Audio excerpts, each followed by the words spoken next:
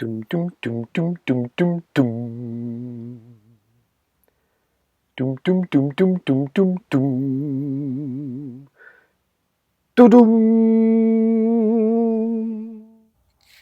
D'où vient ce joli mot écureuil? D'abord, il faut noter la chance que j'ai de tomber sur un écureuil en ouvrant la fenêtre de mon bureau.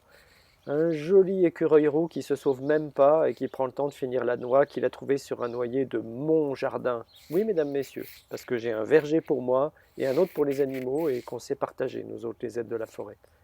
Le mot écureuil vient d'une composition grecque savante qui signifie grosso modo qui fait de l'ombre avec sa queue.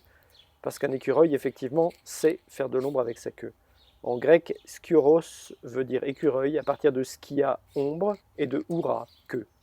Vous pouvez donc vous dire qu'un rongeur qui ne peut pas faire d'ombre avec sa queue n'est pas un écureuil, même s'il ressemble à un écureuil.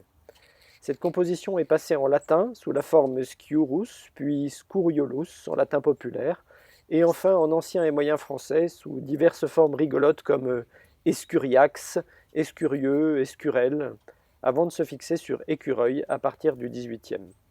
C'est toujours la même histoire. Les mots du français avaient plein de graphies différentes jusqu'au XVIIe siècle, puis on a inventé l'orthographe et les fautes de français. Mais ça, je vous l'ai déjà raconté.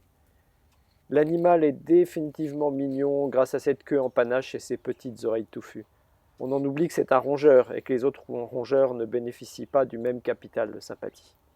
Mais bon, bref, c'est un chouette moment de pouvoir filmer celui-ci. Et vraiment sous mes fenêtres, hein, quel bonheur.